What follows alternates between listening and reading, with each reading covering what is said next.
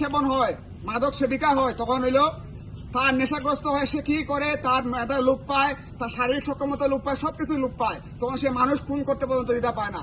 এর মধ্যে আমি একটা ঘটনা বলবো। আমি এখানে আসলাম, গতকালকে আসছি। আমিও চাকরি করি, অনেক সময় পরে আসি, 6 মাস 7 মাস পরে আসছি এলাকায়।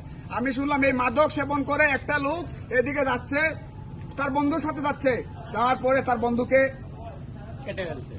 গলা বেঁধে, গামছা দিয়ে গলা বেঁধে, মানে তার মৃত্যু পর্যন্ত এরকম অবস্থায় নিয়ে চলে যাচ্ছে।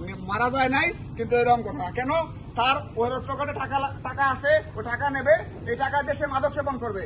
আর একটা লোক ওই কুসার খান্দি ওই কেন্ডা পারে সে হাত কেটে ফেলছে। এইগুলো হচ্ছে উদাহরণ। আপনারা সচেতন হন, আপনাদের ছেলে কার সাথে মিশে, কার সাথে ঘুরে, সন্ধ্যার পরে কোথায় থাকে, এই স্কুলে যায়, লেখাপড়া ঠিক মতো করতেছে কিনা, রাতে লেখাপড়া করতেছে কিনা। চেয়ারম্যান সাহেব ছিলেন, একটা এলাকা ভালো করার জন্য চেয়ারম্যান সাহেবের ভূমিকা অনেক গুরুত্বপূর্ণ। যারা আইন প্রণয়ন করতে পারে, সর্বনিম্ন স্তরে চেয়ারম্যানের ভূমিকা তাই। উনি যা বলবে ওটাই আইন, ওটাই বিচার। উনি চলে গেছেন, নামাজ আসলে সংক্ষেপ করতেছি। এবং টিচারদের, যারা শিক্ষক মন্ডলী আছেন, তাদের ভূমিকা অনেক।